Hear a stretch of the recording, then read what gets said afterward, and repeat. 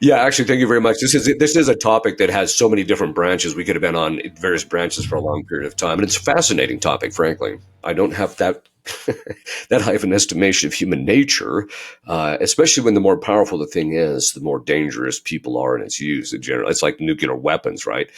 They're not necessarily evil in themselves, even though some bishops want to claim they are. But their ability to cause a tremendous amount of damage is, obviously incalculable. One of the questions that Robert Downey Jr. said as the host, and of course it's scripted, but was, will we ever be able to create intelligent life on Earth? I was like, you've got to be kidding me. That's like the dumbest question. Yeah. Have you ever heard of having kids? Yeah, exactly. Exactly. We create intelligent life all the time. And maybe you don't have it, but yeah, I mean, I've been reading some people who basically saying that that this thing's diabolical, or the demons can, that the demons can manipulate it.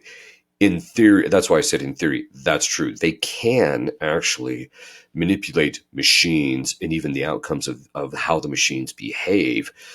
The problem with it is, but I think that this is one of the real dangers, though, is that I think that my biggest concern is. Alrighty, well, welcome to Pipes with Augustine, our second episode, now talking on the subject of artificial intelligence with a special guest who really needs no introduction to this audience, Fr Ripperger. Thank you for joining us. Thank you for having me. And another guest here is kind of my co-host today, who does need a little introduction to the audience. Is my best friend, Eric Egan, my brother from another mother. And we go back a long ways. We grew up together. And I don't know, we're probably 8, 9, 10, something like that when we first became friends. And we have a acting and filmmaking background. We both made a number of short films together in our early college years, and then we went to film school together. And why don't you give just a quick little background on yourself, Eric? Yeah, I mean, the reason I'm here for this conversation is, like Chris said, I have an undergrad in film, and I also have a master's in computer science. So I am, let's say, very aware of the artificial intelligence landscape. We also just after we graduated from film school back in 2008, well, I did, and you were 2009 or something like that. Ironically, we never made anything together afterward until this year. And just a couple of weeks ago, we finished another short film that touches on this subject of AI. Do you want to give just a less than a minute pitch of the storyline? The log line is an artificially intelligent female type android is assigned to assist with abortions at a gynecology clinic. And because of commandments that are legally required to be given to androids in this world, and one of those is thou shalt not harm any human beings unless to protect a weaker human being. And so this android is assigned to assist at abortions at a gynecology clinic, and of course sees an ultrasound and realizes my commandment is to protect weaker humans. So she neutralizes the abortionist and goes on the run with the mother. And that and then it's like this investigation trying to find this android and the woman who she's captured to protect and whatnot. And so yeah, he wrote this full-length script for it, and we did the short film version of it for a film festival. But it's all touching on this aspect of AI. And, is AI good? Is it bad? Is it neutral? What are the limits? All this kind of all these kinds of things. So unless you have a different question, Eric, Father, what is just your overall general view and take of AI as it is and how it is progressing and emerging? Well, of itself, it's just another piece of technology, ultimately, which means that it's in itself, it's actually a good thing. It doesn't mean it can't be twisted to use it for something evil. And some would say, well, it's morally neutral. And I'm like, well, most technology is actually a good thing, just like any tool is a good thing. So I think it's actually in itself, it's a good. It's like the internet is good. It doesn't mean that people aren't using it for evil purposes, or can't use it for evil purposes. But I think overall, it's a good thing. I think it's like any other form of technology, is that it has to be uh, ethical limits from human beings have to be imposed on its use. And in this particular case, it'd be things like coding and things like that, and moral use of certain kinds of data, et cetera. But I think that it's a good thing, and it's actually quite impressive. But I think it's actually a good thing that could actually help us significantly. It's just because it's such a powerful form of technology. It's like any technology. The more powerful the thing is, the more ethically it has to be governed and reined in in a certain sense. By reined in, I don't mean in the sense of not used, but just it has to be applied in very specific ways to avoid all sorts of damage happening to human beings. But because it's such a powerful form of technology, it also has the ability to do a tremendous amount of good for us if it's used properly. So that's kind of the over my general overall impression of it, and the reading of how it works and things of that sort. It's actually pretty impressive, frankly. Very cool. So further along those lines, so it sounds like you have an ethically optimistic viewpoint of artificial intelligence, as you would any technological tool. But to get a little more cynical, what are the ethical dangers that you see right now with artificial intelligence? Well, I think the two parts are, I mean, in and of itself, I think it's a morally good thing. It can be a morally good thing. I think it's people's use of it, as I mentioned. I don't have that that high of an estimation of human nature, especially when the more powerful the thing is, the more dangerous people are in its use. In general, it's like nuclear weapons, right? They're not necessarily evil in themselves, even though some bishops want to claim they are. But their ability to cause a tremendous amount of damage is, obviously incalculable. So I think it's kind of it's somewhat along those lines. I think the two biggest ethical things there's actually, I take that back, three. The first is the use of the data and the amassing of data that is actually occurring through AI. So I think that there just has to be protections in relationship to people's personal data, various forms of data, which could be harmful to like the common good and things of that sort. Um, and then the other part of it is in the coding, because I think a lot of people have a misunderstanding of how AI works. They act like it's just like this machine that's just set off to do whatever it wants to do, and it just kind of does whatever it does, and all of a sudden it's thinking and it's talking and it's et cetera. And that's actually not the case. AI is like any other programming. It has a set of limits and it's structured a specific set of ways. It doesn't necessarily appear to us in certain instances that way, but if you actually know what the coding is and actually look at it closely, it still is working within a set of parameters with a specific set of data. So, so the coding is where I think the ethical issues are probably more of an issue than anything else, that people are going to code it in such a way that it can that it can be used for evil purposes. Basically, for example, you could code AI to hack people's computers, or you can use it to to break into the Pentagon. Not that I'm suggesting that, but that's one of those things that people could use it in order to hack in and do certain things. So it can be used for evil purposes and designed for evil purposes. On the other hand, it can be used for extraordinarily good purposes. Like, for example, some of the stuff I've been reading about is using AI to detect things like cancer or certain types of medical issues and things like that, which would be fantastic, right? Because it would be much more accurate than human beings. The other component and inside that using it for evil purposes, it could actually be used for evil purposes in the sense of occult practices and things like that, which, because some people say, it's diabolic. Well, actually, no, the coding is not diabolic in its nature. AI is not diabolic in its nature. Demons, can people say, well, can demons influence it? Well, yeah, in theory, but I've never seen an authentic case. It's usually somebody putting it into the coding so that it will produce certain type of occult results and things like that. So it's the people that are the problem, and not so much the demons.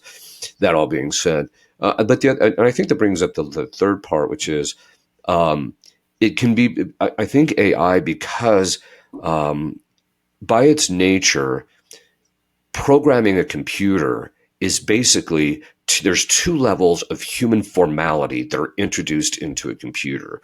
The first is the very structure and nature of the instruction set that is in the very processor of the computer. So we build into the computer an instruction set so that it can execute certain kinds of instructions, right? So there's that human intellectual formality is imposed onto the machine, and it has a certain reflection to human thinking because of the fact that it comes from human thinking, because the cause is always some way in the effect.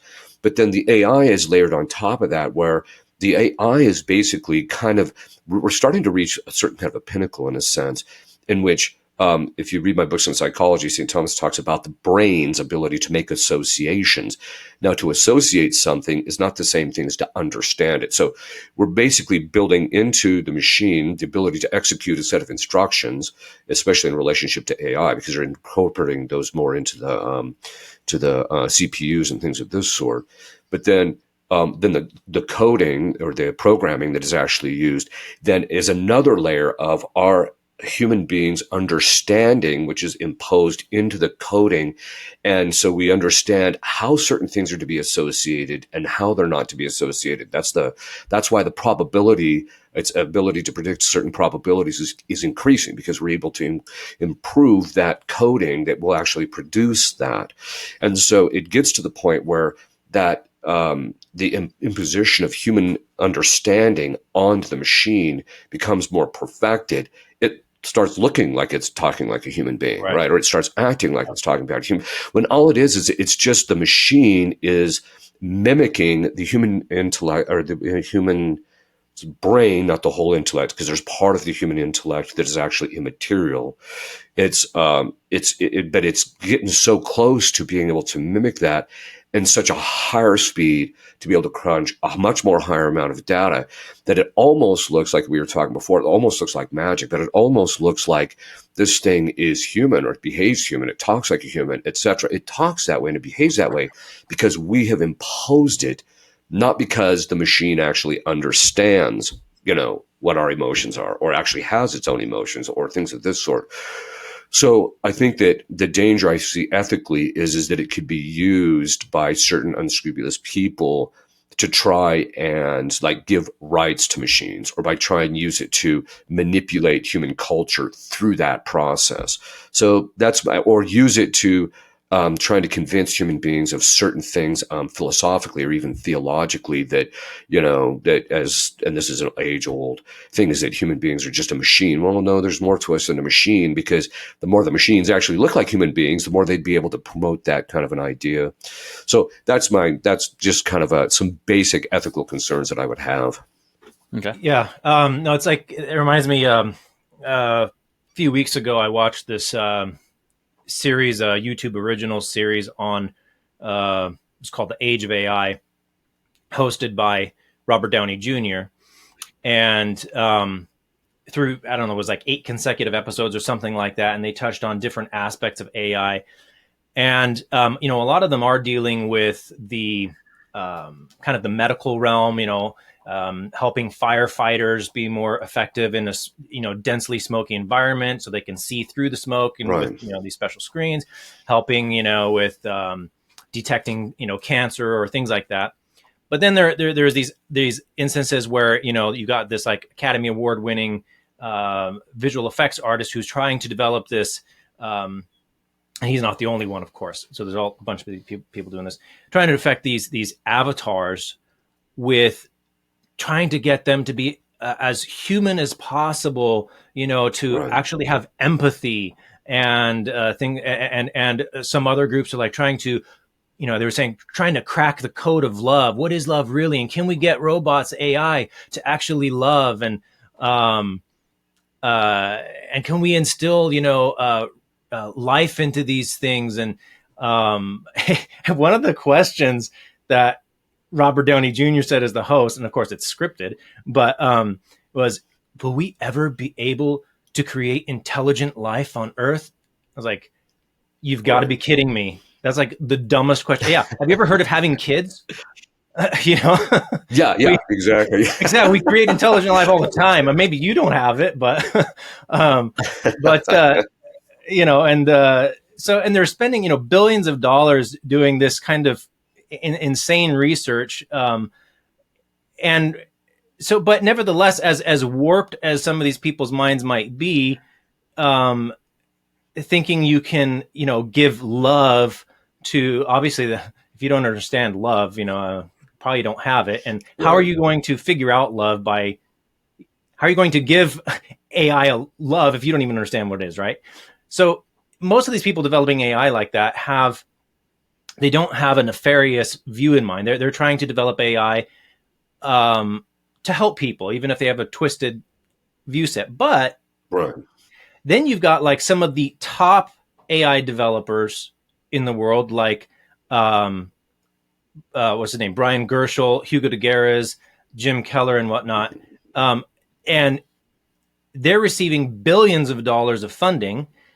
And a lot of them, not necessarily these individuals, but a lot of them are receiving these billions of dollars of funding from these communist globalist figures who, ultimately they're not necessarily members of Communist Party, but they have that mindset, the ideology, and they're pushing for this, new world order, as they say, one world government. And they do have nefarious plans.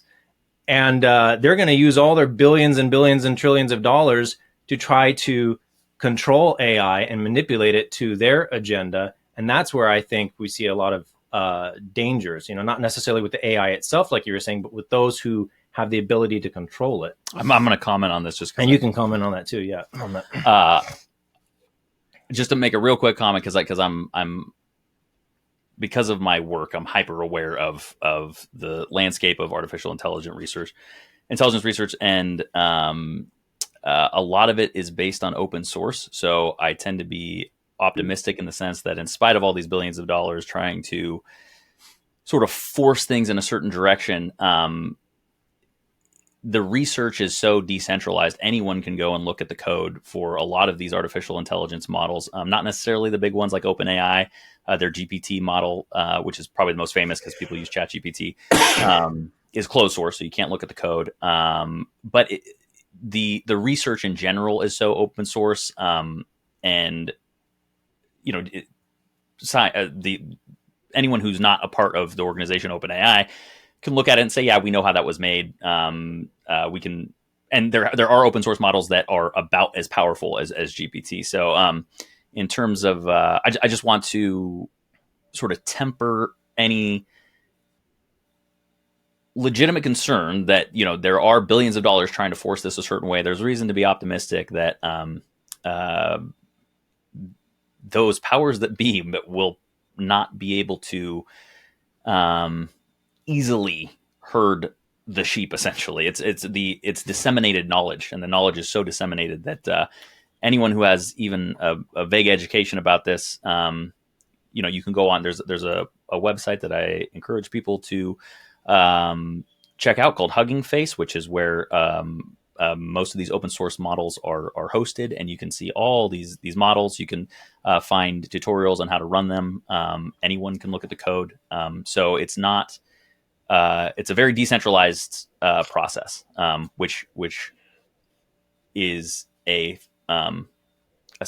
essentially a built-in safety mechanism, sort of against what you're talking about, Chris. So it's not that's not an issue, but I just want to make sure that people are aware, so that they don't take an overly cynical view of what's occurring right now in the space, basically. So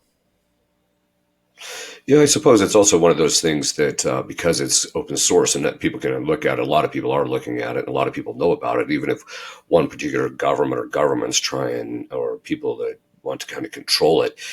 The fact is they know how it works, so they can replicate it very quickly if they need to, type of thing. So it's not something that they could. I think you're right. It would be something that would be extraordinarily difficult to control over, without it just without some type of tyrannical government that was just brutally oppressive and just didn't give you access to computers or something. China. Anything really. And even in China, because of the open source nature, if you're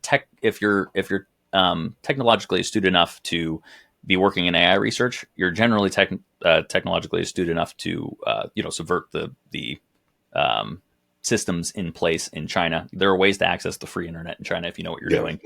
Not 100% safely, but it's always going to be a risk in a tyrannical government like that. But there's a lot of reason to be hopeful. Is kind of what I want to impress upon. Well, the one thing too I learned actually about in watching the Gulf Wars and the various wars over in the Mideast is the more technology you have and the tighter grip you try and exert, the more stuff slips through your fingers, right? Mm-hmm. So like, for example, the Muslims at one point, when they found out that the United States was actually listening to their cell phone things, they just started doing everything by carrier. Well, I'm not suggesting that that's what's going to happen with AI, but it's the type of thing that the more they try and control it, I think the more people are going to find ways around the control. So, mm-hmm. Yeah, exactly. Well, let me ask one thing I was going to mention too is, sorry, go ahead. No, you go ahead. I was just going to mention that there's something that you mentioned, Chris, which I think is very important. Is they're trying to make the machines like have empathy and things like that. Freud was a mess, but not every. He's perfect proof of what St. Thomas says when he says, there is no man who is completely devoid of the truth. Freud got pretty close, but he was not completely that way. But he did his theory of projection, even though it's overextensive and he applies it to everything and it's just ridiculous on certain levels. There is a certain sense in which that is actually true. Because as human beings, we tend to watch other human beings and we're structured according to the natural law to take certain cues, when a person's happy or when they're not happy or when they're angry or things like that. There's certain physiological cues we watch for. And so the AI can reproduce those very accurately and even more accurately and even merge it with language, which is normally associated with that stuff, so that it can get to the point where the nuances are so well done that it actually looks like the machine has this. The problem with human beings is that when we see something, it's like animals, right? When we see animals do certain things, we think, that he actually understands, that I'm sad and that he's just reacting to cues, right? It's the same thing with the machine. The machine it's going to replicate what looks exactly like how human beings behave. But the machine doesn't experience the emotion of love, as you said, or even it doesn't have any empathy, and it doesn't have any of these the other emotions of hatred and anger. It can be programmed to execute certain things and to mimic those things on externals, but it doesn't actually have them. That's a projection that we have in our own personal experience of what anger is or what empathy is. We project that onto the machine as we do with animals, because basically, and this is something which AI is basically analogous to anything that an animal can associate or do that type of thing, obviously much higher, because we're imposing certain abilities on it based upon our human understanding on it. And so we're able to make the machine actually do certain things that even animals can't do, but it's not any higher on the order of, it's not anything higher than anything physical. And so as a result of that, it can replicate emotions. It can look like it has emotions, but it doesn't actually have emotions like a human being actually has emotions. It doesn't have the same empathy. It doesn't have the same thoughts. But the danger is that people will project onto the thing that it does. And that's why I mentioned before, it's at a certain point, they're going to try and start saying, well, because it has these things and because it's behaving like this, it should have rights. and they could even get the thing, program it to such a degree, or, just even through its own process of learning, if it's within the confines of its programming, actually get to the point where it could actually start asking for rights and doing certain things. And so people think it is, but it's just a machine. It's just a machine looking like that, right? It's not, doesn't actually enjoy those things that we do. Yeah. So that's kind of the question there. That's obviously just one type of AI, because there's AI in every single spectrum of society. But in AIs like that, where it appears that you're having a real conversation with something that understands you and whatnot, it's like, what does that mean for our psyche, for the human psyche? What's it going to do to us, the way we think? Because that reminds me of Hugo de Garis, who's one of the top AI developers. He has a very different view, and I wonder your take on that too. Like, even though he's one of the top AI developers, he has a very dismal view. He has the view that AI is going to get to this point, and some of them who are in favor call it the positive singularity, that it's just going to grow exponentially, and it's going to be the biggest thing that's ever happened in the universe. And AI is we can program AI to a certain point, but then at a certain point, it's going to learn so much that we won't be able to tell it anymore. And Hugo de Garis thinks that, well, it could end up positively or it could end up negatively. He says, but in my estimation, I think it's going to, the most likely outcome is that it's going to become evil and destroy the human race and all this kind of stuff like that. But he still chooses to be a developer of it, because he figures by the time that happens, he'll already be dead. Yeah. Well, there's two parts to it. First of all, AI is still limited by the instruction sets on the machines and the programming.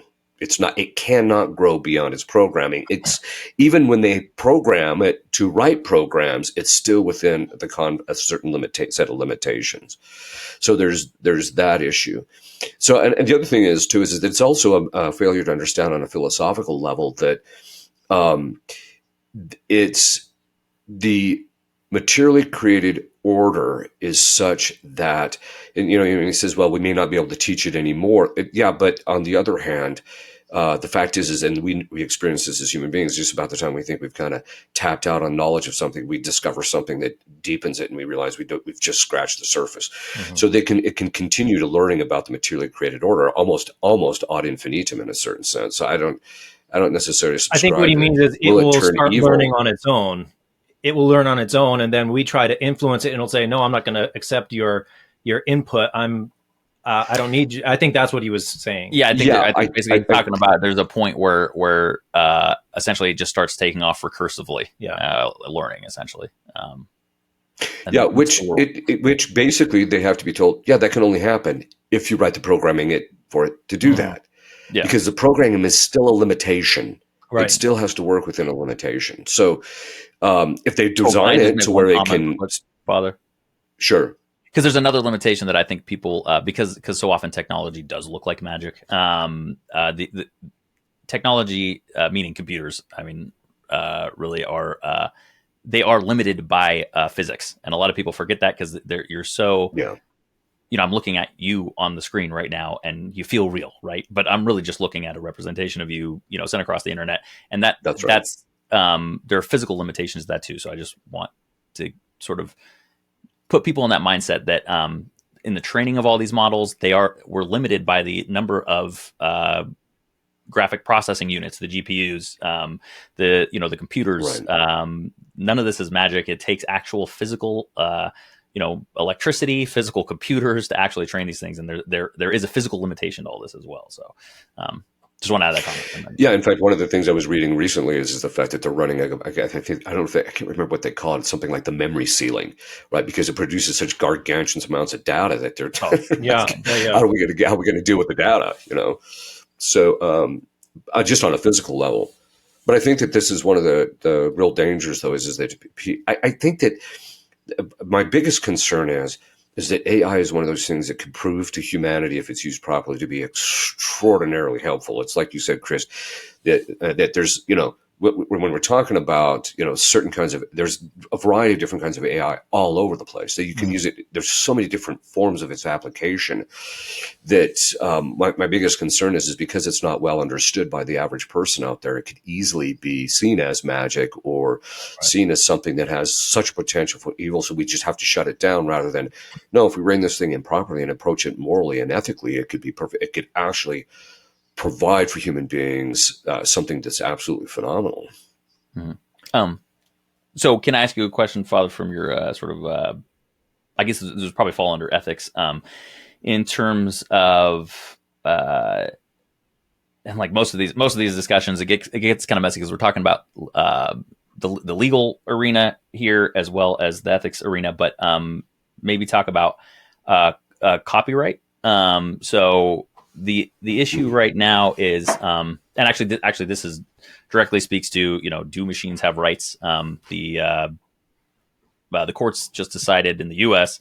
Probably a month ago that no, your AI does not have rights when it produces an image. You can't copyright that image, and you get varying viewpoints on this. But the copyright, in terms of copyright infringements, a lot of artists are having issues with, hey, you took my piece of artwork, you took my novel, you fed it through the data pipeline to train this AI model, and then you have some people have the opinion, the wrong opinion on the other side, which is when you generate, say, an image with AI or a piece of creative writing with AI or technical writing. Some people have the misconception that it's sort of copy and pasting, which that's not how a machine learning model works. But it is true that you do have to take someone's, you have to take data, however you get that data, and they got a lot of the data just sitting there on the internet. Some of it public domain, much of it not public domain, and then fed it through the training model. So can you talk a little bit ethically, however you want to approach it? Because I know you're not a lawyer, but you're super smart. You know a lot about that stuff.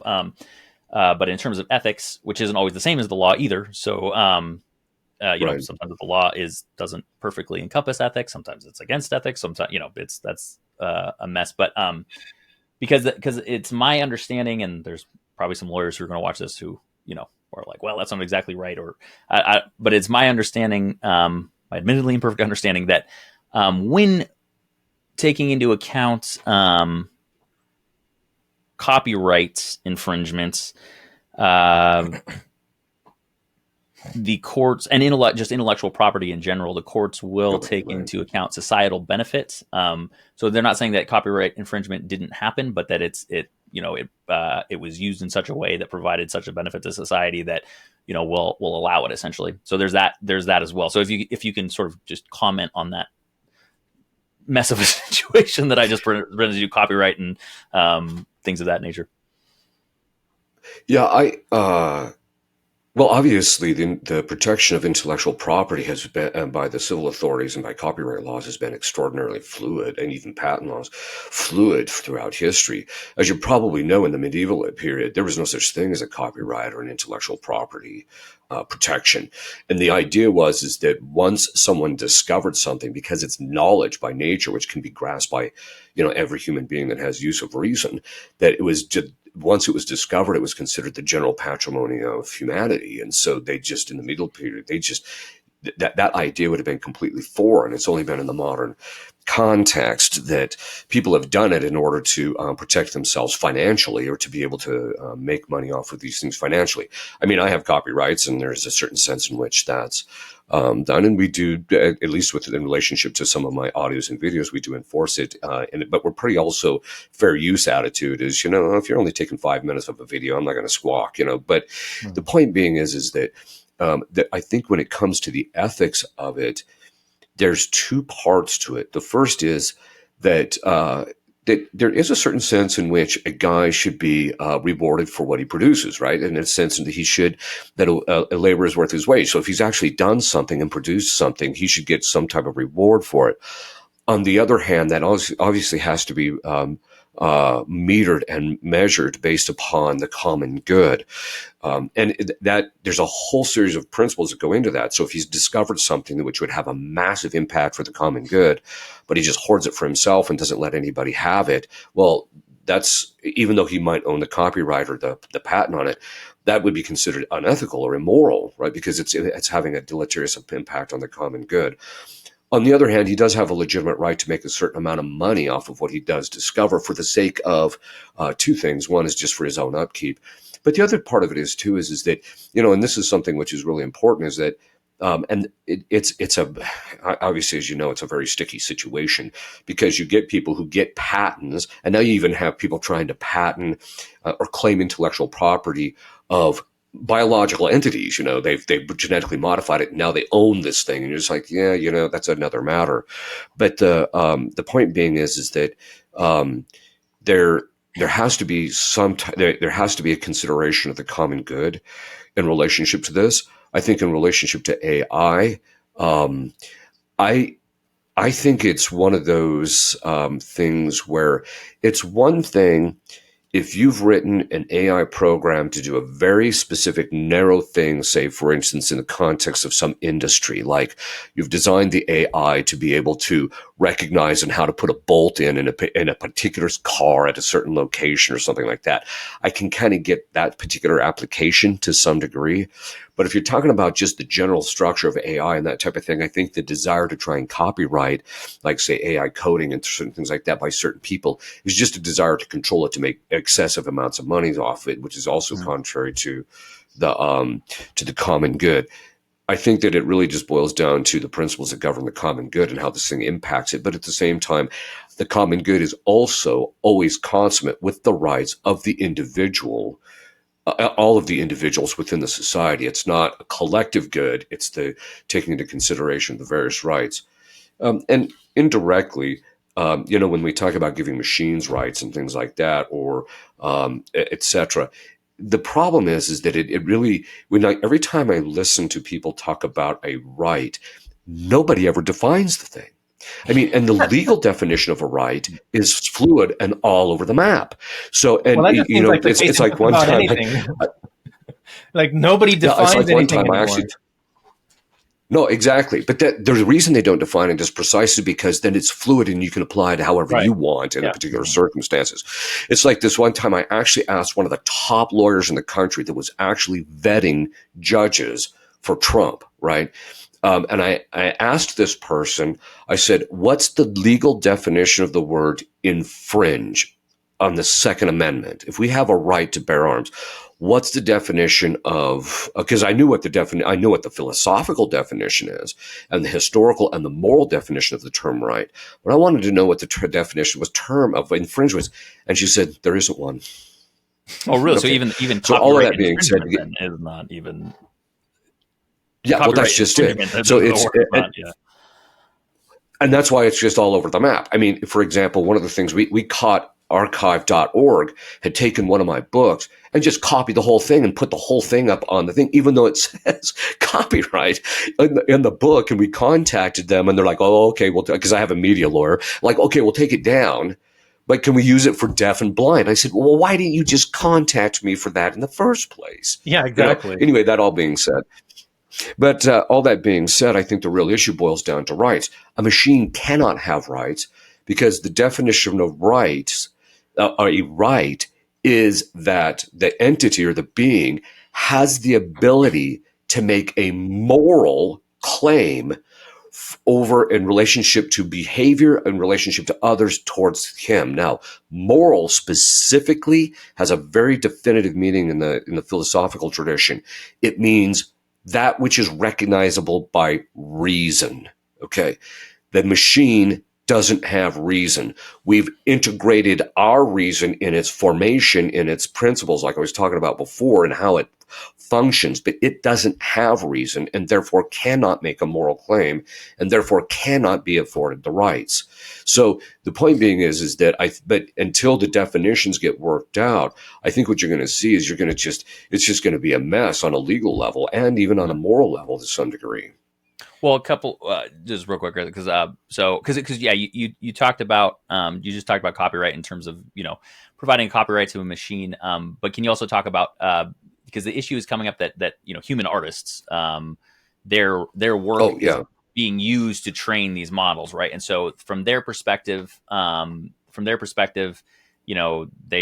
are saying, hey, that's infringing upon my right to decide how I use my work.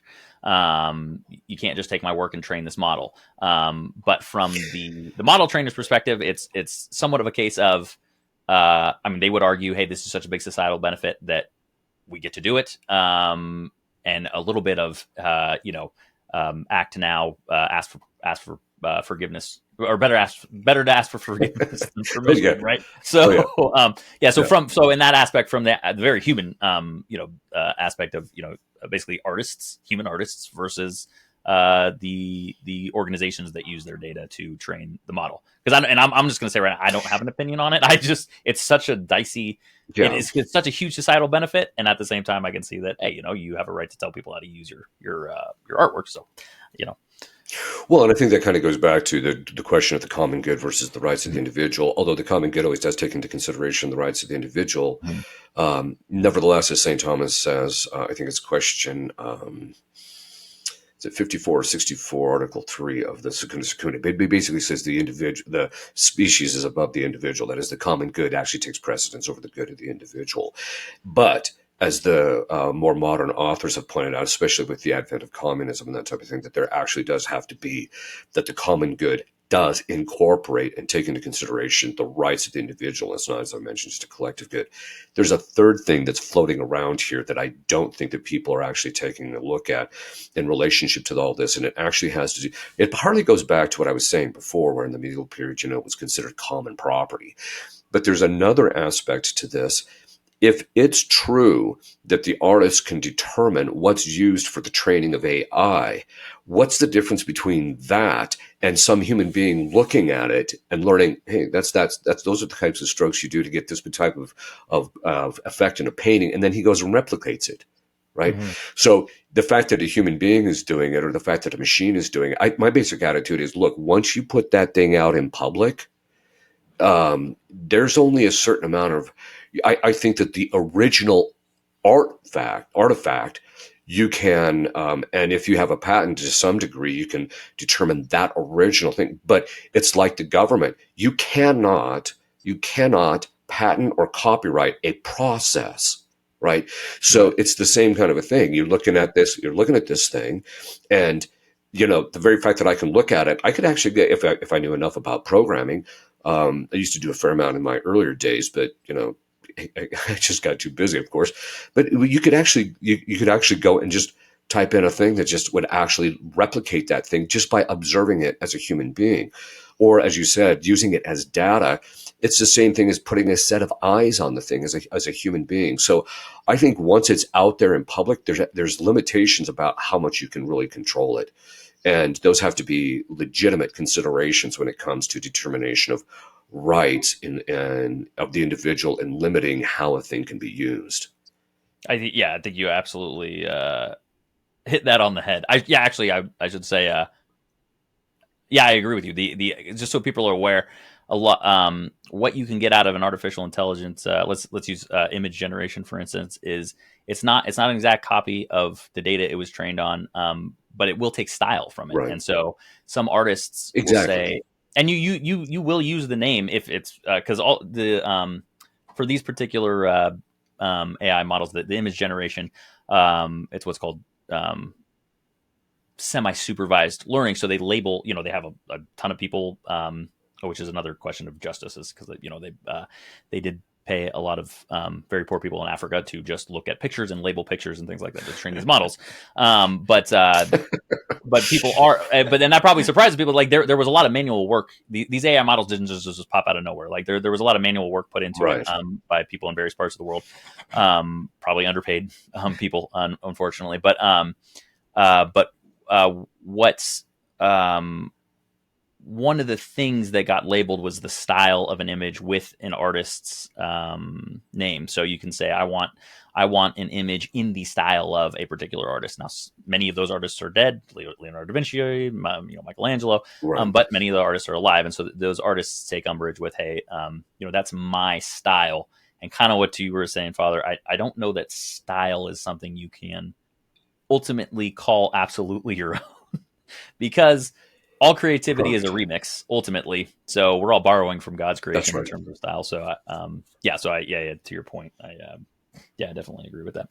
I had two different things going through my head now, so I'm going to pick one. I saw an interview with Jordan Peterson interviewing some, I forget the guy's name, some AI developer guy. And at one point they were talking about, Jordan Peterson was saying how he's been using AI. I don't know if it's ChatGPT or something. He's been using some form of AI as kind of a secretary assistant. And he's been feeding it all of his previous writings through the past 20, 30 years or whatever. And so it's, gathering all of this previous data, that a lot of what he has forgotten, but obviously the computer doesn't forget it. And it's compiling all this together. And so now he basically can have a conversation with himself, basically, with all this previous things that he's written. And he's like, oh, wow, I forgot that I wrote that. I forgot that I had that view. And, maybe some of his views have changed over time. Right. But then he was saying how some people have started training these, I guess it would be a language model, feeding it the Bible and just the entire Bible. And then you can basically have a conversation with the Bible and connect one part here with another part there. And Right. he was like, well, what is it? That just seems a little strange. What does that mean for us to be having a conversation with the Bible, the Word of God? And that's just a little strange. And of course, it has its technical benefits, and then that made me think, well, if you can feed it the Bible, what if you feed it, the whole Bible, the Catholic Bible, and in addition, you also feed it, Thomas, the whole works of Thomas Aquinas, of Saint Augustine, of Alphonsus Liguori, of Francis de Sales, and all these other great theologians, and then you can basically have the sum total of all their knowledge, and basically pick that brain for information. What's your view on that? Well, I would love to just be able to tell my computer, hey, who were all the fathers of the church that talked about X, and it just belched it out. That would be fantastic. Or just, give me all the citations. One of the other things is that, it's very, obviously there's a difference between an index and then an annotated index. That is one that is based on analytics, that you're actually looking that, okay, I didn't mention this word, but this is what you're talking about. And that would be fantastic to be able to use AI in that context. I think that, and that's what I mean. I think that if this thing is used properly, I think that as a research tool, it's absolutely fantastic. It could be, and I personally don't have a problem. I think that this is maybe the thing that's scaring people. And maybe this is what Jordan Allman is kind of, or Jordan Peterson, is having a bit of a reaction to, is that it's the quantity of the thing, right? It's the fact that in the past, the computers you could do a search in a computer and it can give you little bits and pieces here and there, and you had to do a certain amount of work. But the fact that you don't have to do a lot of work, and then there's this gargantuan amount of information all at once, I think kind of sets people back a little bit, right? And I personally don't have a theoretic problem. I mean, in theory, I think it's fine. I mean, I think there could be other issues too, but I think that that's actually a good thing. It could actually help us to improve our understanding of a whole lot of things. And I mean, I would love if someone fed the entire Monsi collection into a text database, and then AI, I could just say, When in the entire history of the church has any church document ever mentioned X or talked about X, and it just was able to give that to me in the 2,000 years of history? I mean, right now I've got them sitting on my thing, and it's a 114 volume collection, right? So this is, for me to go through that, you're talking months, right, just to find this particular thing. And even then, I'm going to miss stuff. So I don't have a problem with it producing that. I think it's a phenomenal opportunity. I think, though, as human beings, we have to be careful to realize that we're also pretty limited. Okay, it's going to dump load all this data onto you. That doesn't mean you're going to be able to fully digest it and process it, too, because there can also be information overload, right? So I think there's a certain element of that. But I don't have a particular problem with its ability to produce that kind of information or data. I just don't have a problem with it. I just think it's the use of it or how it could be used that is the real issue. So prudence is the prudence, temperance. Yeah, it's ultimately about prudence. Yeah, I mean, if you had a perfectly ethical society, AI would just be phenomenal. It's just that we're going to have to be prepared for the fact that we have a pretty evil society, and there's going to be a lot of evil that it's used. It doesn't mean that tool is evil, right? Right. It's like when you hear people say TV is evil. TV isn't evil. In fact, that was John Senior's theory, is that it was intrinsically evil. That's just absurd. It's the use, it's what the programming is, etc., or it's the lack of moderation that's the problem, not the thing. So that was something else Jordan Peterson said. He was having this conference, and I think it was his wife who was accepting questions from the audience. And one of the questions was, can you comment on your thoughts on AI and what it means for humanity? And then he takes this long pause. And finally, when he answers, he says, the bigger the toy, the smarter you better be to use it. And that's worth thinking about, because we're coming up with some pretty damn big toys. We're primitive children on the ethical front with tools of gods, and that's very, very dangerous. That was Jordan Peterson's kind of thought on like the careful, ethical, prudent use of these things. Right. So I Well, if you want to comment on that, Father, go ahead. You can comment. No, I was just going to say, that's it. It's all about prudence, ultimately. Okay, I just want to because you mentioned we won't have you for a limited time, so I want to make sure we get into the fun stuff. But and this is all fun stuff, but I want to compliment you on your the technical explanation you gave in the beginning when you were talking about projection and instructional sets and CPUs and programming and things like that. I think that was a good conceptual sort of way into what we're talking about. But to sort of now get into maybe the more dystopian side of things, science fiction side of things, you mentioned, how would an evil society, use AI? That's what we really got to worry about. Because obviously it has a lot of potential good. But maybe exploring, a little more the sci-fi side of things about where things could go wrong. Obviously, human beings have agency to do things that they shouldn't do. So we can do evil things. Right. We have the ability to do these things, and some people go, well, because I have the ability, therefore I should just do it, right? But right. And one of those areas is, tinkering with the beginning of life, essentially. Test tube babies and making babies right. with more than 2% genetically.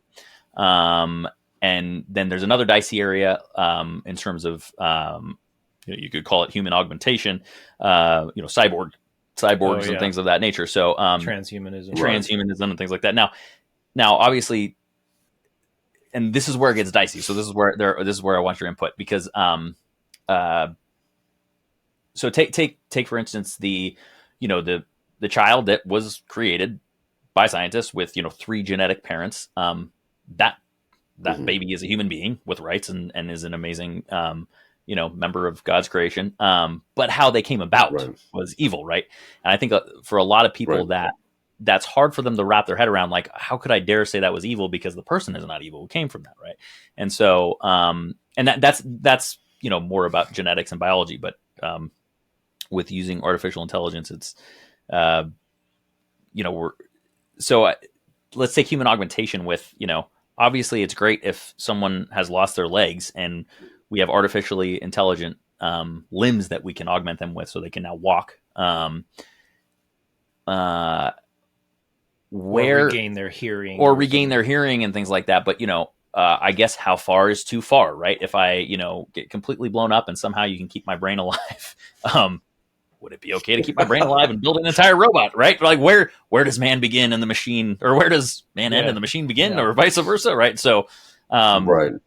yeah, if you want to handle that nuclear bomb. Okay, so I want to do a little bit of commentary first on the environment. Okay, because this is something, and then we'll circle back around to why that has an impact in relationship to AI. When the Holy Father put out the document on the environment, I thought to myself, he missed a golden opportunity to talk about certain ethical issues. And one of them was the fact that by genetically modifying things, we have basically opened the hood of a car and started yanking on wires that we knew absolutely nothing about or didn't know enough about them to know whether it was prudent to be pulling on those wires or not. It's the same thing with the GMOs. It's irresponsible to be introducing genetically modified organisms into the environment without having a full, comprehensive understanding of the impact that is going to have upon humanity and the environment. It's just irresponsible, gravely so, quite frankly, in my book. But it brings up a very important point.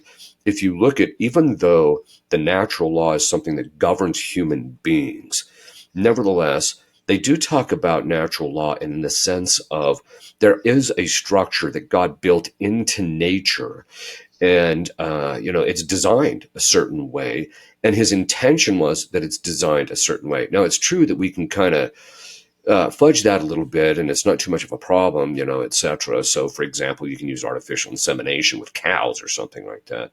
But the point being is that God intended for nature to be used in a certain way that indirectly relates to human beings and how it's going to impact human beings and how that's going to and whether that's going to be a good impact or a bad impact. So what's the general principle? Well, it brings to the fore the general principle that if you look at the structure of nature, what God had intended is for us to work within the confines of those natures. And as long as we did, and that's the principle, the effect is, as long as we do that, then we can be assured that God has built into those natural things the safety mechanisms to keep us from harming ourselves, right? So this is one of the reasons why, they've been doing genetic modification all along. So, for example, the fact that they would breed certain dogs to get certain characteristics, that's genetic modification, based upon working within the confines of nature itself, right? And that brings up the other principle, which is that you can use artificial means to achieve what would be natural to the thing in general. So, for example, the restoration of hearing or something like that, you could use AI to figure out how to restore people's hearings because that's in the confines of what that nature had involved or intended, right? But when you're talking about augmenting human nature beyond what it actually is designed by nature, that because God imposes a certain natural set of limits. If you're talking about modifying it beyond that, then you're working outside the context. As human beings, it's even more dicey because it's actually to modify the genetic code in such a way that's contrary to those confines is considered by most natural law ethicists as immoral, right? You could learn, for example, AI could help very easily to learn how to eliminate, say, the genetic or the genome or the aspects of the genetics that actually have caused certain diseases and things like that, like say muscular dystrophy or something like that. That could be used in order to restore the person to a normal genetic code. That could be done. Again, it has to be used within it's what the human nature, or even if we're talking about things that aren't human, like animals and things of that sort, we should be working within the confines of the nature. And so the application of AI to work within the confines of nature, I think, could be a real boon for culture. The problem is that when people become immoral, what they value as good becomes exaggerated and distorted, and so they're going to start using AI to, make soldiers that are, 9 feet tall and can bench press 700 pounds. It's going to be that kind of a thing, and so it's which is not really the confines that God had intended. Yeah. So, in other words, if we work within the confines of what God had intended by nature for that particular nature, and to try and restore the order of nature, as a case like of human beings, then I think AI would be a fantastic thing to be used for that. But I'm afraid that it's going to be used to do the opposite, frankly, to work outside the confines of those natures that God had intended. And so it's just going to end up in exaggerations and difficulties, and quite frankly, a lot of damage to human culture, society, and to the environment. Interesting. That's fascinating. Um, and then That was let me probably ask a bit you. more than you had expected. No. That's perfect. Well, it's really interesting. I think one of the things that's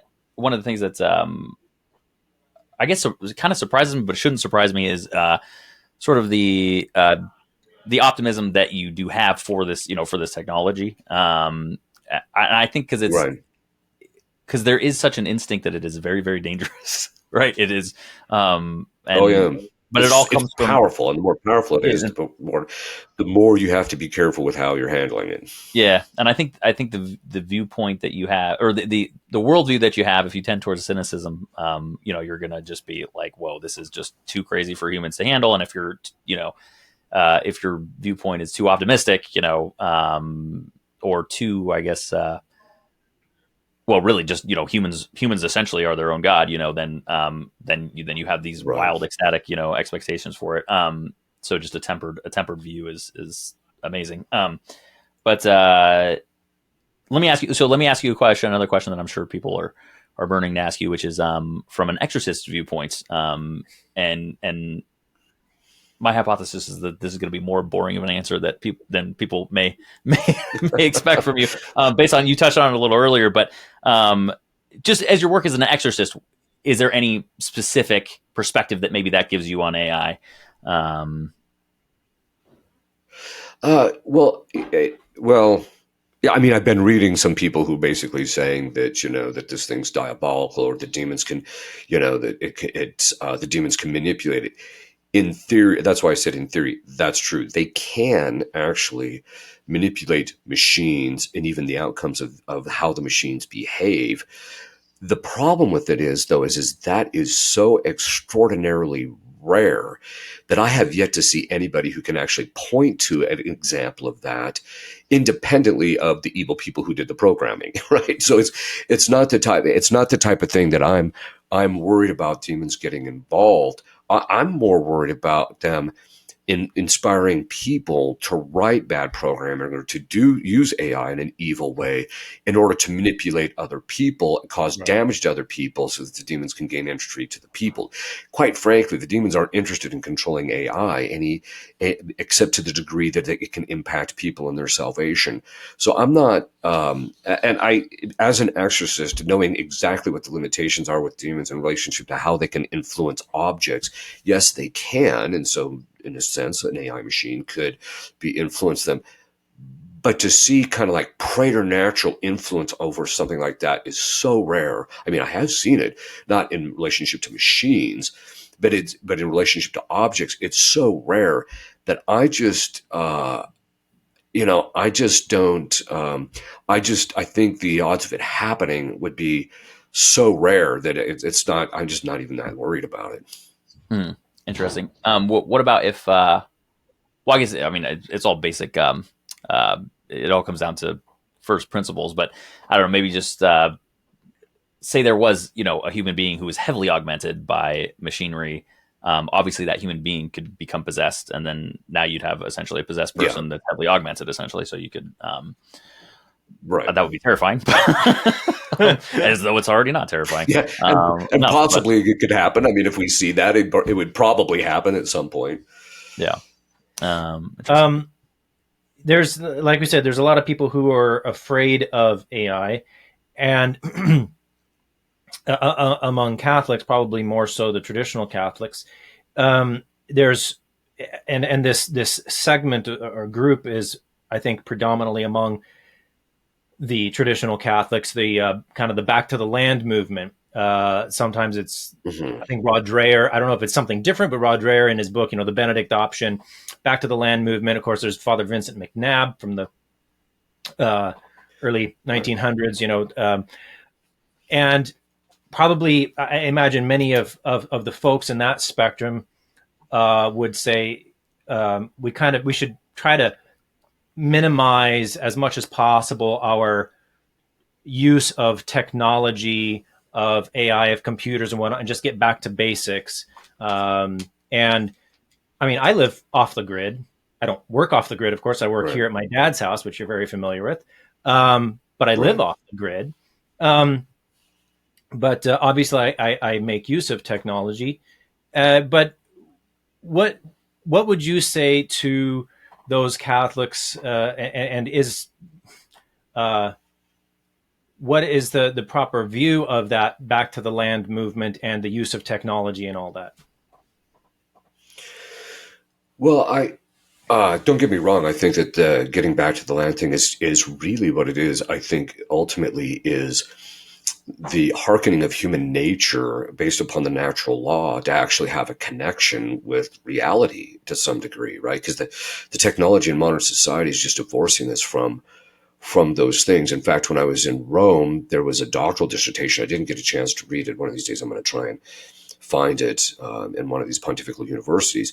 But the name of it was the connection of the farmer to his land. And it was basically a philosophical and theological analysis as to why, as human beings, we have such a strong inclination towards agrarianism, right? Well, obviously, some of it's just because we want to eat, but part Wasn't of it that in an is I think there encyclical by is. Pius XII? There what yeah well this is I think this is based on that. I think it was kind of the thing that kind Okay, of spurred this dissertation, right? okay, But the point being is that I think that there's a natural inclination as human beings to our surroundings, to the nature that God had actually designed and had done with this. The technology. Okay, but that all being said, the technology. I think that the problem, okay, so technology is ultimately a tool, which means it's a means to an end. And so the real question is, and St. Thomas says that the means must always be proportionate to the end. The problem with technology today is, and this is something I learned working with my dad as a mechanic, is that they're applying technology as a means in a place that's just completely disproportionate to the end. So, for example, they'll your job is to get a screwdriver and take a screw out. Well, some guy comes up and shows up with a computer and a robot and everything like that just to take a screw out, right? yeah. Well, okay. It can be done, and yeah, it's easier, but it's just disproportionate.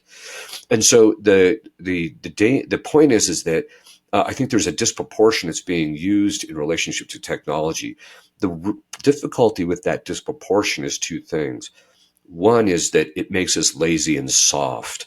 And this is one of the things that we're actually seeing. I think this is and by lazy and soft, I mean, it's to the point where, uh, people are, I mean, if the United States ends up in war and it's a land war on our own turf, we're in trouble because people are just so soft, they're just going to roll Yeah. over because of the fact that they haven't had to. And this is one of the things that working on the land keeps a man fit to some degree. But the point being is that it makes us soft and effeminate to some degree. But the other part of it is too is that technology, as Vogel said, gives us a pleasure. And so when we use computers and even AI, because right now I'm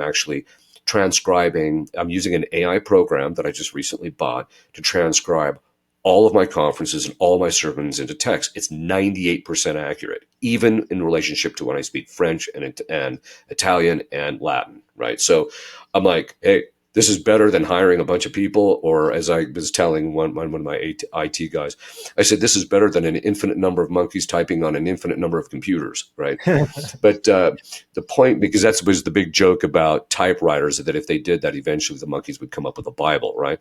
But the point being is that the technology is a means to an end. And what's the end? Human virtue. That's what people seem to fail to understand.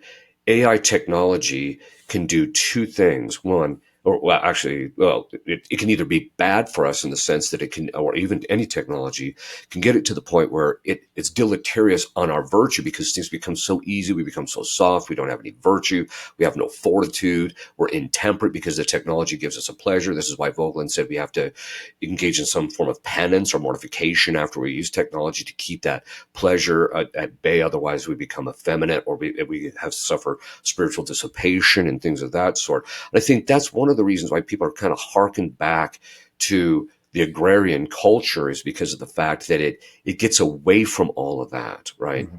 It's analogous to somebody who's drank a whole boatload of pop, and the fact that it was so saccharine, after a while they're just like, I don't want any pop for a while, right? It's the same kind of a phenomenon. But the other thing that technology, though, can do, and this is something that is very important, is I'm not against people going back to the agrarian society. I think it's fantastic, and I think it's a good thing. On the other hand, technology can even make that good. But the main thing is that, and this is where technology is, I think, a boon.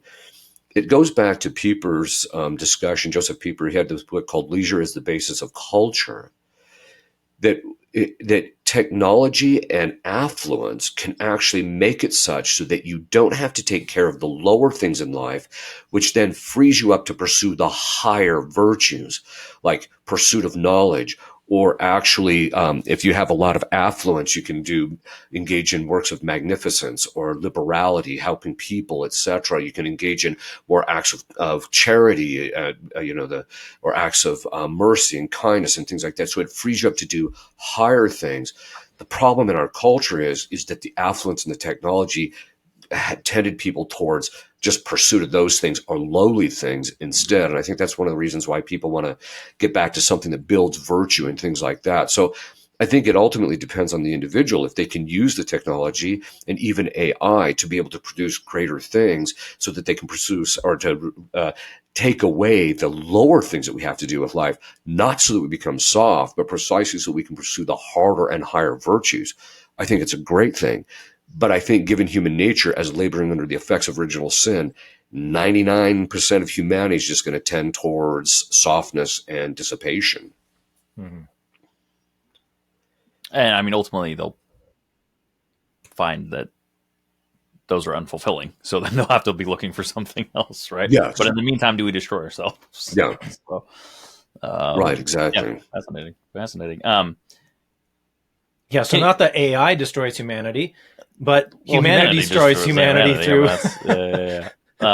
it's always through the use of Yeah. AI, and that's just it. Yeah. It's a tool like anything else. You can either use it to your benefit in the relationship to virtue, right? Or you can use and actually get more done to help other people build their virtue, etc. Or you can use it to just to become lazy and obnoxious. Yeah, yeah. So then it becomes a choice to That's right. ensure that you're not falling into laziness and things of that nature. Right. Like you must make because minus technology, you don't have a choice. Life is just going to be hard. But that will build That's virtue. right. But with technology, you have to make the actual choice. So that's interesting. we only got a couple of minutes here before Father has to go. Do you just maybe one last comments on, so to sort of harken back to the ethics, because I think this is something that's on everybody's mind, is AI going to take everybody's jobs? And this sort of speaks to the laziness kind of a thing. Yeah. There's no doubt AI will take some jobs, and there's no doubt that it's going to affect many paradigms, for good or for ill. But maybe taking a specific microcosm that's going on now, the writers' strike, actors' strike in Hollywood. is that still going on? Yeah, as far as I know, yeah, that's still going on. So, and that's one of that is one of the the linchpins with that is they want the studios to guarantee they're not going to use artificial intelligence. And of course, the studios are like, "Hey, we can save money by using artificial, not to replace them." Yeah, or at least not use it to replace them. In my view, since I'm not part of that paradigm, I'm perfectly happy that the whole system blows Yeah. But maybe that's wrong of me. But yeah, maybe comment on because I there's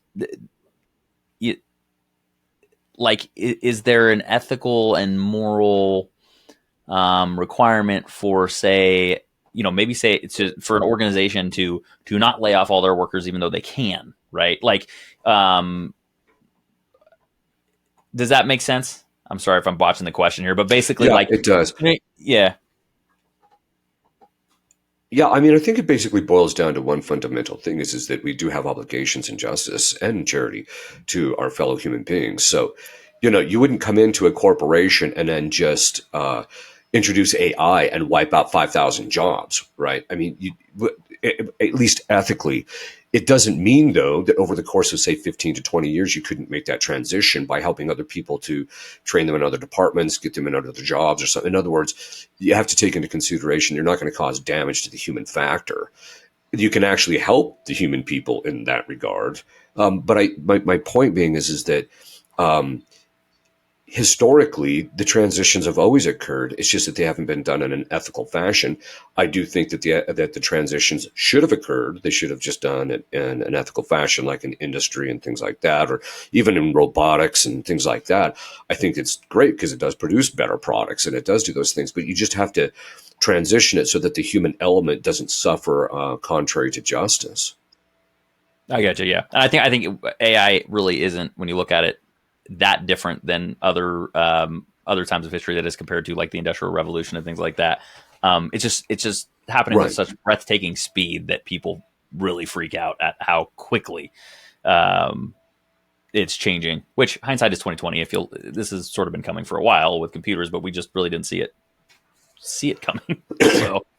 Right, which actually gets back to the whole point of, the AI is not evil, it's the application. So as long as you're being prudent and just in the application, it's not an issue. But I think that, like I said, given fallen human nature, I think we're just going to see it usher in. And I always joke and tell people, well, if AI comes in, then it will make so much money for you, for the culture, that you can just have your universal basic income and you don't have to work anyway. But anyway, it's but of course people don't find that funny, especially if you're not a communist. But it's but it's one of those things. That's going to be the title of the video, by the way, Father. It's going to be Father Ripperger as a communist. Well, I'm just about to do another series against communism here. But the point being is that the point being is that it's just they have to take into consideration the application and how this stuff is ushered in, so that the human element is not, there's no, that legitimate social principles are followed, justice principles are followed, not the social justice that you hear on the news media, but what the church has always said, that you have to be just to human beings. Awesome. I think that's a good. I know you have to go, Father. Do you have time for one final question, or? Sure. Okay.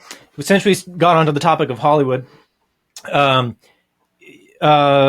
storytelling has existed for all the existence of humanity, obviously, first of all, through speech, and then through writing, but then also we tell stories through music, through paintings, through sculpture, through acting on stage. But then, of course, in the terms of the history of the universe, the new form of storytelling is movie making, which is basically just motion pictures, a whole bunch of pictures stacked together, and it kind of incorporates all of those other ones. You take the writing element, you take the musical element, you take the painting element in the form of cinematography and lighting, and you kind of combine them all together into one moving picture.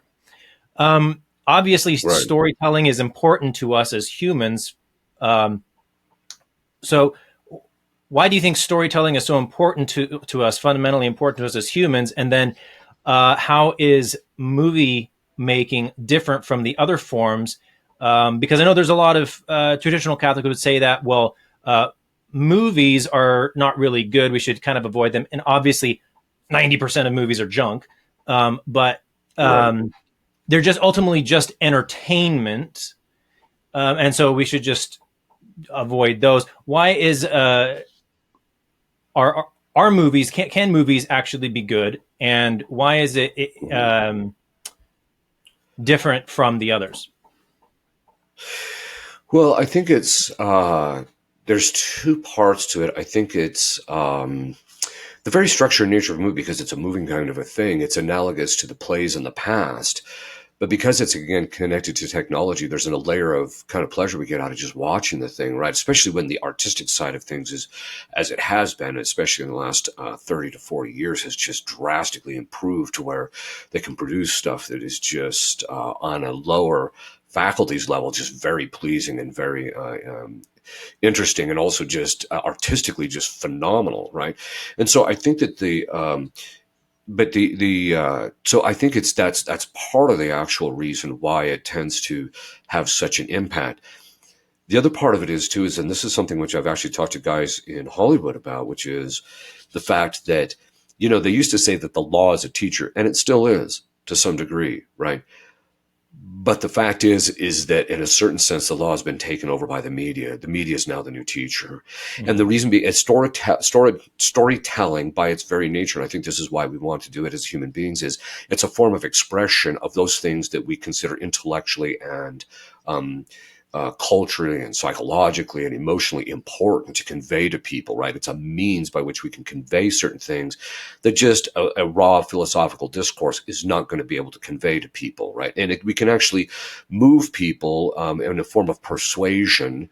So it actually can have a rhetorical value in that sense, as we can persuade people because it can move people, it can prepackage the emotions and the images that elicit certain kinds of emotions. And as a result of that, it can actually elicit the proper emotional response. If it's done properly or done right in a rightly ordered way, it can elicit proper emotional responses to things that are evil or the things that are good, etc. And so in that sense, I think as human beings, we have this natural inclination to want to be able to do that, to help people and to persuade them and to direct them to the good. Of course, now it's just being used for evil because people, what they consider good is just disordered. But so in and of itself, a movie is actually a good thing. It's like any other technology, but it's like anything else. It also has to be moderated. It also has to be what's called integrally good. So if you buy my book called The Principle of the Integral Good, I also have a conference on it, that it is in point, in fact, it has to be integrally good, which means all of the parts have to be morally good. It doesn't mean you can't simulate evil things. It just means how that has to be done has to follow a certain set of principles. So it can be good in and of itself. It can actually be good to teach people. I even talk about in my book on psychology that movies and TV can actually be used to heal people psychologically. We know it impacts people psychologically because it's having a very deleterious effect on people's mental health now, but it can also be to the good. So, and I think that all of those things, if you could program AI to actually know what is integrally good and what is necessarily going to reproduce certain kinds of responses, it could actually be very helpful in this regard. But I think that's the thing that people have to kind of keep in mind. I will say, though, that having read hordes of Hollywood scripts before the movies produced, because there are actually some people in Hollywood want things that are integrally good, and then actually having read some of the scripts done by AI, I have yet to come across an AI script that's not just a B movie. But that being said. Well, most first drafts aren't even B movies, so it really helps you get. That's true. Their first draft, it helps you nail it down, and then it's a great. And if you're a great writer, you'll get to that great writing quicker. And if you're a bad writer, well, at least you get a B script out of it, because most bad writers can't even get a B script. So yeah, exactly. All right, Father. Well, thank you very much for your time. I really appreciate your insight on this. And we could talk to you all day, Father. Yeah. Actually, thank you very much. This is a topic that has so many different branches. We could have been on various branches for a long period of time, and it's a fascinating topic, frankly. More than so, do you guys want a blessing before we leave? Yes, please. Does it work over the internet? I've never. It does, actually. Okay. That's why you can have the Ubi and Orbi blessing. So this, if you're present by TV or whatever to the Pope, and you get the blessing too. So, all right. Benedictio Dei omnipotentis, Patris et Filii et Spiritus Sancti super vos et manet semper. Amen. All right. God bless you, gentlemen. All right. Thank you very much, Father. Thank you, Father. Really you bet. All right, guys. I need to take off, but we'll. Thanks for the invitation, and we'll talk soon. Thank you. All right. Thank you. Bye-bye.